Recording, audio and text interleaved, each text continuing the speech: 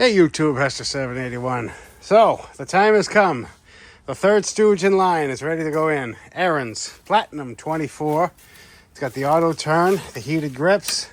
It's actually a nice cab style controls, so you can put a whole cab over you and not have to reach your hand around and crank the chute. You know, first world issues. Yeah, let's get it dragged in.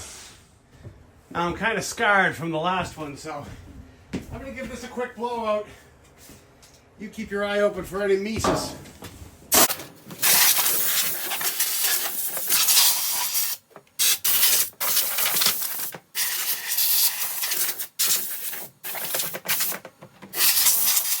Well, instantly for you guys, but it's actually been 3 weeks since I've touched this machine.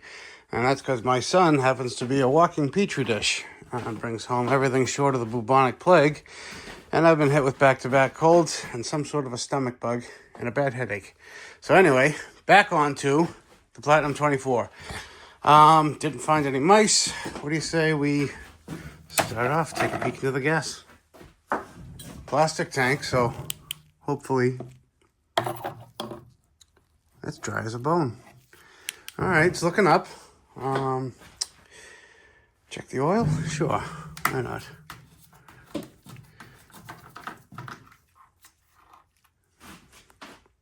It's full and it's clean. I don't smell any fuel. So the question is, do we pour gas into it and just go for it? Yeah, why not? All right, I got some fresh non-ethanol fuel in there. And what I'm looking for is, well, number one, if it actually runs. And number two, watch for any debris come shooting out. Because I don't know if this had a mouse nest at some point, but... All right, choke is on, throttle's up, fuel is on. Let's see.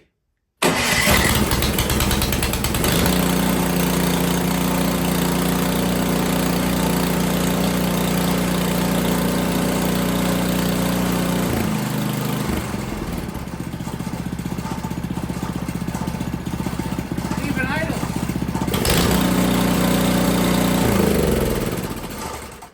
Excellent. So, motor's good, sounds good. I'm going to change the oil anyway because I have no idea how old it is and whatnot. But, yeah, let's tear into it, full service. Figure a good place to start as heavy is the belly pan. So, 6 bolts, same as always. 1, 2, 3, 4, 5, 6. And what do we think? Mouse nest? That sounds crunchy. No, it's actually pretty clean. Just a little bit of belt residue / friction disc residue. A little crack in that. But nothing to write home about. Little tiny crack like that. I mean, you know, call it tiny, whatever. You can see it. I'm not too concerned. This is actually an Ariens part. It's a 1708 for anyone who's wondering. And I've found that if you throw an aftermarket one on there, they just don't last. And this one's, you know, if you can see a crest in the middle like this. So this is what I'm talking about. See how you can see a crest in the middle? This has got no time on it whatsoever. The cracking, I think that's just from age. But that's fine. If you don't like it, change it, you know? I'm not in charge of your machine, but I'm just telling you, I see that all the time, and it's nothing to worry about. Belts. I can't really see the condition of the belts from this point of view, but from the back side, they look perfect. The side doesn't matter. Chains. Yeah, just gonna need a good greasing. You can see the shaft is still glistening with fresh grease, and that feels fine up there, so don't need to touch that. I will spray a little bit of chain lube. Oh, actually, that's wet too. You don't want to get too much grease over here because you want to keep this plate here as dry as possible, and too much grease here can fling and get on here, then you start losing drive. So I do want to take these wheels off because they don't feel like they've been greased. So, well, actually, that's white lithium, isn't it? Or anti-seize. I hope it's not. I don't know. Let's get into it. All right, now upon closer inspection, this does in fact look like anti-seize. So why was I not happy or less excited to see anti-seize? So let me start off by saying anti-seize is better than nothing. That being said, you see what's happening right now? It turns into a paste and like almost like a glue. So I don't know if it's rust that's holding it right now or just anti-seize. But I cannot get the wheel to move, which is why anti-seize is better than nothing, but grease is my preferred, specifically marine grease. This is real time showing you guys my struggles. So let me wrestle with this a little bit. Well, I can't get that wheel to budge. So it's time to break out one of my favorite tools that I very rarely get the chance to use. And I don't think I've ever used it on the channel, but it's a hydraulic ram. So basically it's just a little tiny bottle jack that I can hopefully squeeze in between the frame and push on the rim. And if that is anti-seize, it should in theory just slowly separate and then we can clean it out. So let me find a combination that works here and I'll turn you on in a second. All right, so here's attempt number one. This is just a spreader. Gonna give light pressure. All right, now that it's holding itself, I'm gonna just tap on the outside of the rim and we're gonna watch that gap right there. Oh, that means it's moving. All right, just a little bit more. Too much. All right, I'm gonna try to keep you guys on, but it's very hard to balance this and also keep making sure that you guys can see. So progress is slow. All right, so it looked like it was moving. It in fact was not. I was heating it a little bit with a torch and I've come to the conclusion that it has not been anti-seized. At least not all the way through. I mean, I don't see any silver remnants inside that gap. I was hitting it with a brass hammer. I had the jack maxed out. So I've decided to pivot to this side, which is the more important of the two sides. So same setup, and this one's actually pulling right out, or at least half of it, which is good. And I'll show you why. So with the auto turn setup, yeah, this is a split shaft, and look at that, anti-seize. So has this actually not been apart? I don't know, but this shaft goes all the way through. So if we so wanted to, we could, I think we could slide this whole thing out, right? And take it into the press, or does it come out this way? I don't remember, but this side is the more important of the two because this is the side that does the slipping, of the auto turn. So this shaft is actually supposed to be separate from the rim, but it's supposed to pivot on this shaft when it auto turns, and it did. So that's why I was more confident in this side coming apart.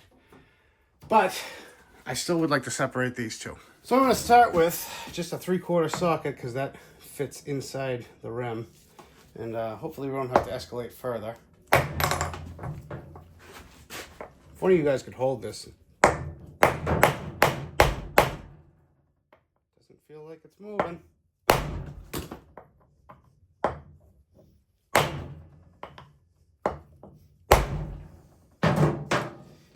Nope. It's gonna need to be escalated. All right, so here's a better visual of what I was saying about this shaft. So it goes over here into this and inside of this sleeve into what looks like that on the other side, a splined segment. And this is where the ratcheting happens. It's like a limited slip differential, almost. This shaft that's seized to this wheel goes all the way through to here. So this is all moving as one inside of this pipe, and that's why it's keyed. So my hope was to be able to pound this. If this whole thing is anti-seized all the way through, which I doubt it is, because, I mean, I've never really seen anyone do that, it should slide out. And right now it's just kind of stuck in here. You cannot hammer on these wheels either way without the belly pan in place. The belly pan is actually structural, believe it or not, on a lot of blowers, and it holds everything together, makes it a box. So just keep that in mind before you get crazy with your hammers. I'm going to bolt the pan back on. I just took it off so you guys could see. I'm going to try to give this a couple hits now that this wheel's off and see if it plays nice. If it does, we'll take them both off over to the press and try to get them apart. Well, unfortunately, that other side is stuck fast. So I am not going to create a problem where there currently isn't one, but we can tackle this. So what I have for rims that are stuck on shafts is just I don't know if this is an extender, a receiver tube, or what, but it fits perfectly over that and allows the stub shaft to slide through. So some of you longtime viewers will remember the last time we tried to press a rim out of a shaft on this press, we were hopelessly unsuccessful. So hopefully this will be a little bit of redemption. Oh, look at that. Don't you like when things fit? So, place your bets. I'm thinking this thing will just slide right out, right? Already it's not moving. Fantastic. I'm not going to go crazy with this thing. If it doesn't play nice, I don't want to destroy a rim for preventive measures. So I wish I had a gauge that could tell me how much pressure I'm putting on this thing. It doesn't feel, oh, I think it just moved. Is it? Or am I bending the rim? I'm going to time out. I'm going to check the back side of the rim and turn you on in a second. All right, so I've sort of reset the jig, and I'm going to try. I have the two plates underneath on each side of the axle on the rim. So hopefully this will be a more direct pressure. But if this doesn't work, I am calling it done.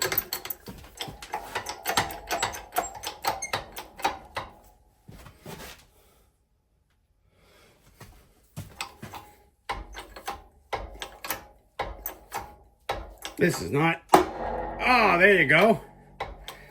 Kinda, nope.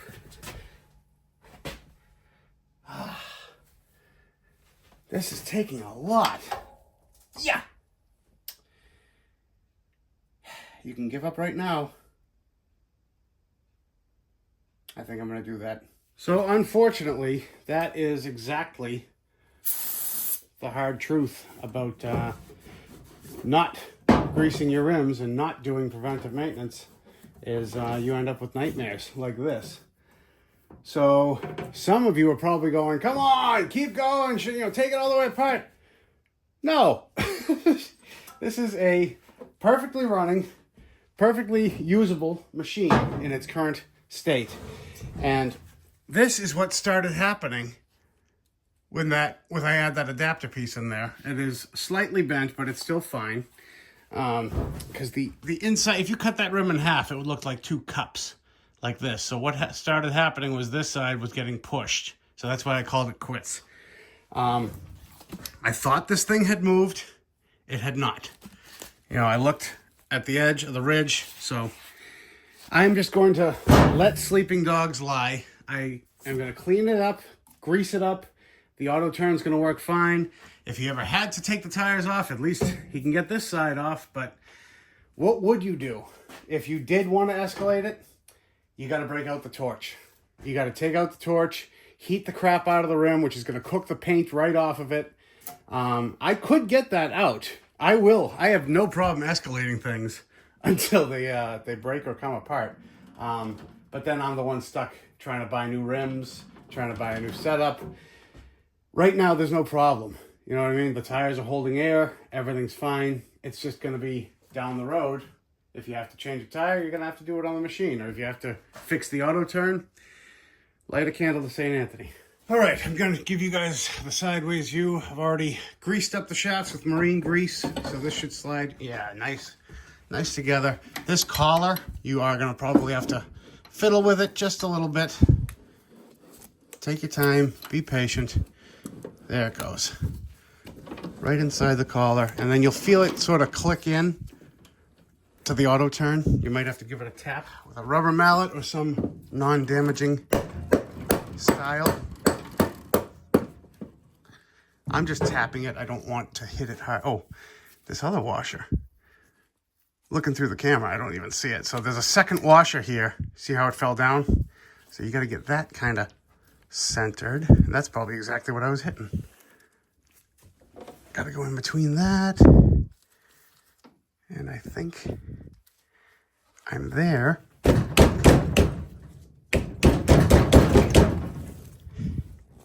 Okay, it started. Now a couple of taps and hopefully. There. I just felt it bite. You heard that? Now she's in. And this is the auto turning.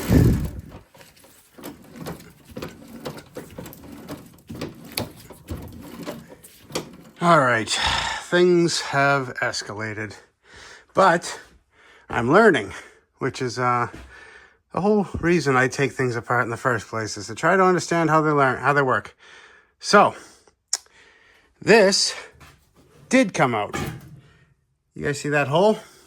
That hole holds a roll pin, which some of you guys are probably screaming at me. It goes right here so that it cannot actually come out. So this shaft is all one piece. It doesn't separate in the middle like the other side. This is what I was talking about. We were going to try to press it through, but I just would not. I don't want to dig any further. We already know we can't get the other side off. But did some of you guys notice when I put this wheel back in, it wasn't making that clunk, clunk, clunk, clunk, clunk noise when I was trying to do the auto turn? So I didn't like that. So I took the auto turn off. I've taken 4 of the 6 screws off. I've never had one of these apart. I know that this rusty side is the passenger side. So not saying that makes a difference, because I have no idea. But I think something's not right in here. I don't think it's from me hitting, because I was hitting on the shaft, which hits here, and that auto turn floats on this shaft. So it just kind of sits on there. So unless I was wailing on that, which I wasn't, couldn't have made any difference. So I'm about to take this off. I don't know if there's like springs under here or what it's going to look like, but you're going to find out with me. So it's a T15. These last 2, I'm just going to sort of back up. Oh, see, it already popped up a little bit. I hope I'm not going to break something. These things are not cheap. I'm just going to wind those in and just kind of. All right, it doesn't feel like there's any spring tension. Oh, actually, okay, there's none. All right, that's good. The last thing I want to do is take apart a ticking time bomb. Unless the springs are seized and I'm about to pop and catch one in the teeth. All right. Interesting. I don't know what I was expecting. All right, that's just a bunch of old caked up grease. Yeah, so that's, see how that's moving separate from the other spline? That's how it's supposed to be. So I think, okay, so when this cover squishes down, it must hold. Does this pull out? Yeah, okay. It must hold pressure on these little rollers. And this is just a bunch of caked up old grease. Is that possibly what's happening here? Could it be that simple? Never usually is with me. Do these pop out now? Okay, so they do. Yeah, that's all these are. A little tiny. Okay, now things are starting to get out of place. That's what I don't like. Okay, yeah, they're under spring tension. So I think putting the cover on is what holds these in place. I'm just going to put screws so I can get this back together. Could you imagine taking this whole thing apart? For those of you wondering, yes, this glove is doing me a lot of good.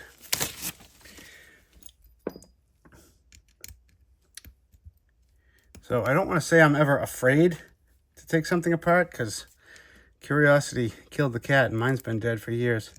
But when things are expensive, I'm hesitant.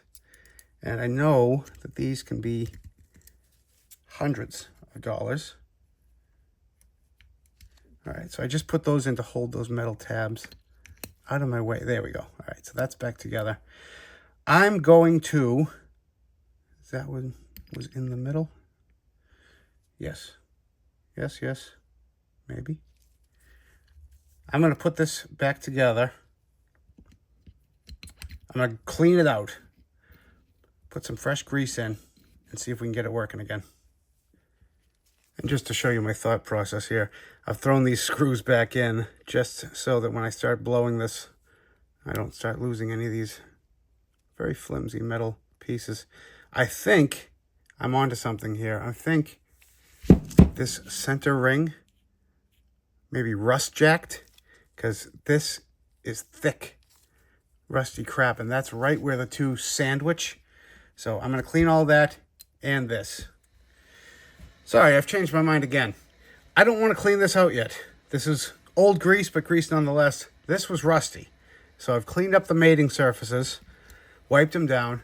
I'm going to put a dab of grease on, reassemble it, and see if that is now auto-turning. Because if this happens in the future, I want to know what caused it. And if I change two variables at once, blah, blah, blah.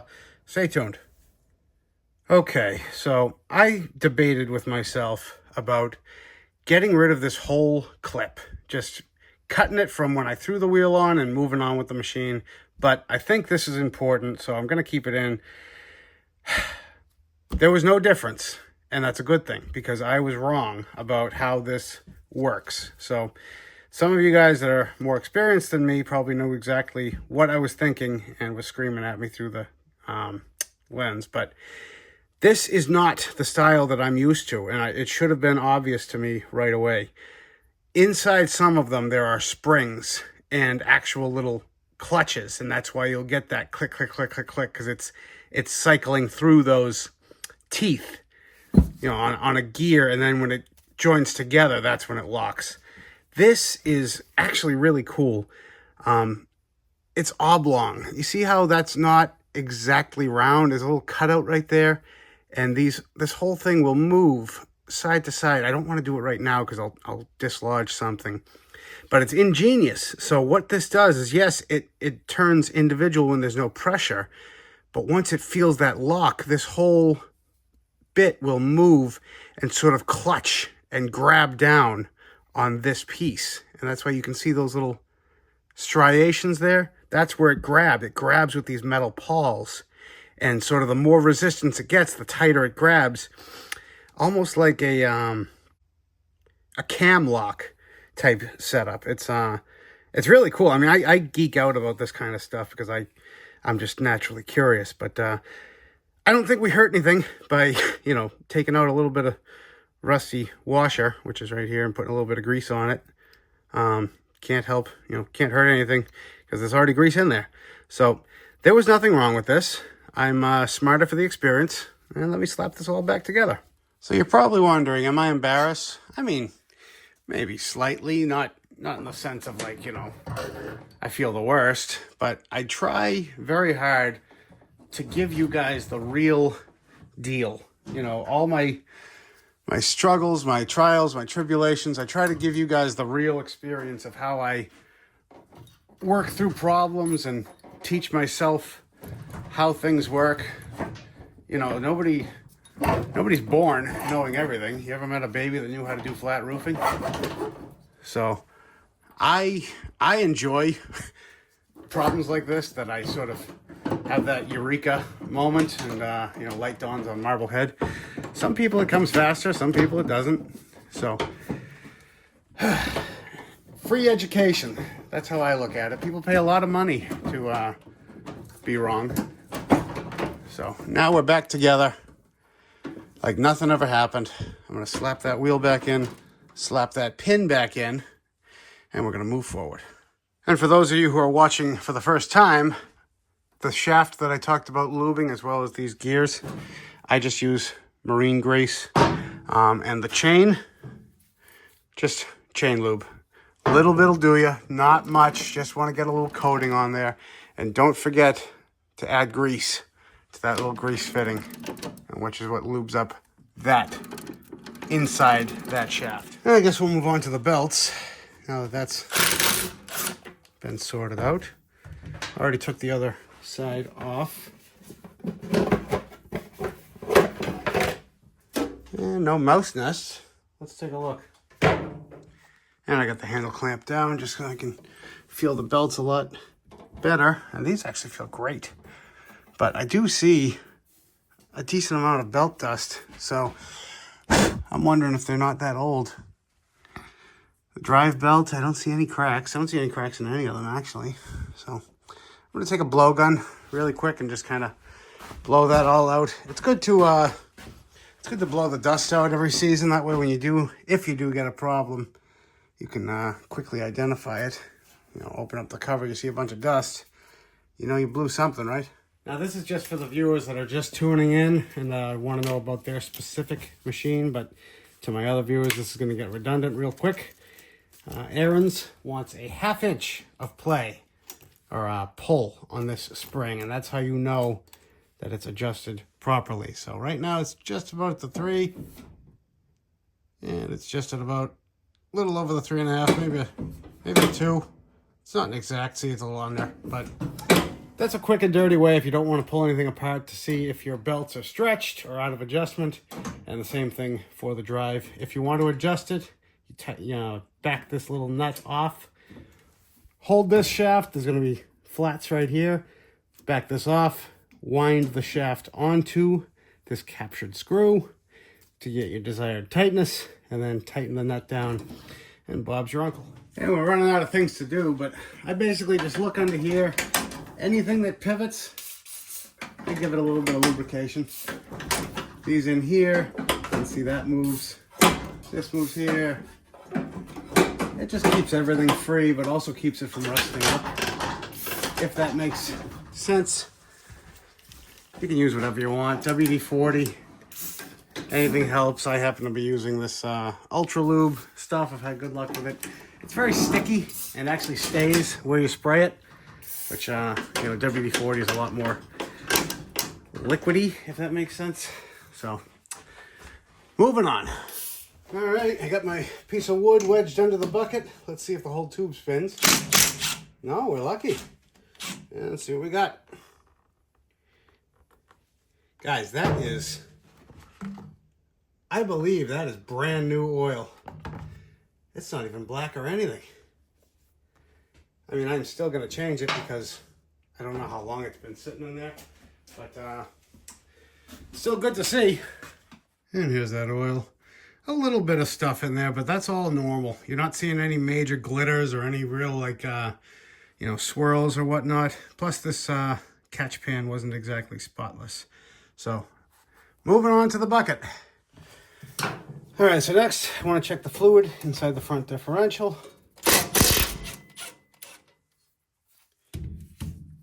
So this should be, oh, I can smell it.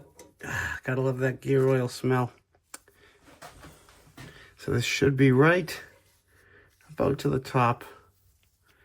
And sure enough, yep, that fluid right there. So that's good. Generally, these are fine, unless you're actually seeing fluid leaking out of the sides or the back, or, you know, God forbid, anywhere else around. They're usually okay. As far as changing the fluid out, it's hard to say. I mean, if it's your machine and you've always owned it, once every 5 years, I feel like is a nice, you know, depending on how much you use it. If you're just doing your driveway, it's a, you know, 3 or 4 car driveway, it's generally not going to see a lot of abuse, you know. But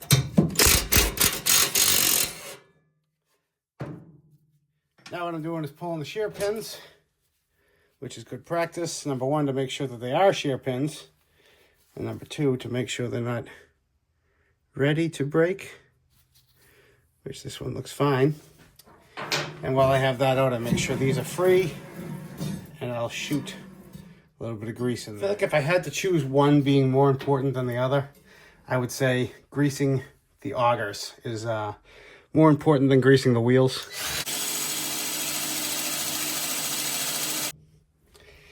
And the reason being is obviously, I mean, the wheels, they don't come off. Generally, the hardest job you're going to have is changing your tires.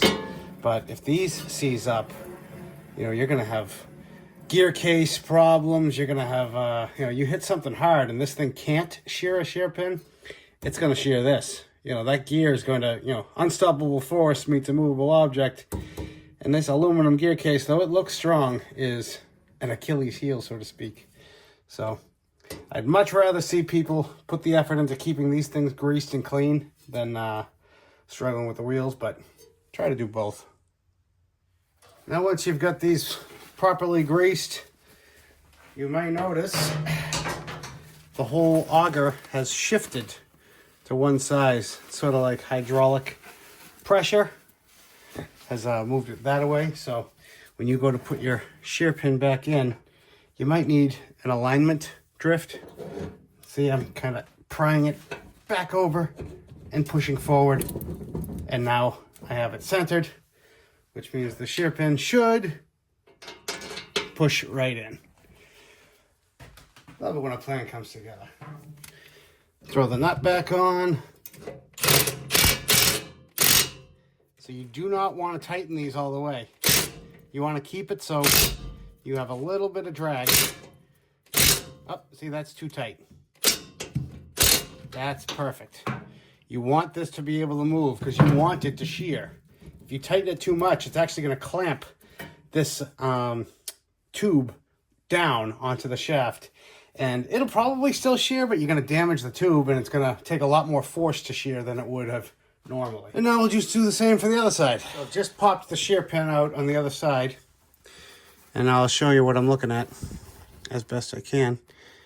Do you see how that's bent? See how that shaft is kind of going straight, then it hooks to the right? This one is one hard patch of ice away from shearing, which is normal. These will, you know, get bent and then eventually shear. They don't always just shear at once. So I'm going to throw a new shear pin in just so whoever uses this next does not curse my name during the first snowstorm. And turn you back on in a second. All right, well, she's all full of fresh oil. And we know that she'll start with the electric start. But let's see if she'll start with the pull start. And then we can test out the drive.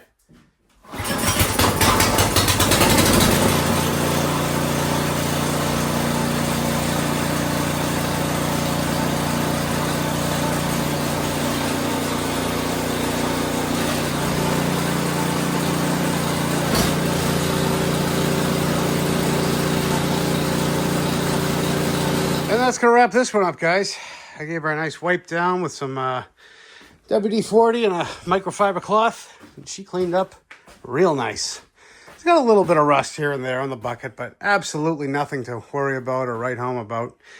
Works great, sounds great. The only downside were those wheels, but like I said, that's one of those deal with it when you have to problems. If you haven't gotten ahead of it, there's no reason to cripple your machine in the middle of winter over, you know, a luxury of being able to take the wheels off if you don't need to. So that's the only reason I didn't pursue it any more than I did. But anyway, I want to thank you all again for liking, watching, commenting, subscribing. We actually just broke 4,000 subs. Can't believe it. Honestly, thank you guys so much. It's amazing that people actually like to watch me and listen to my big mouth. If only I can get my wife to be on board. Anyway, it's also the day after Christmas. I hope everybody had a Merry Christmas. And until next time, guys, bye.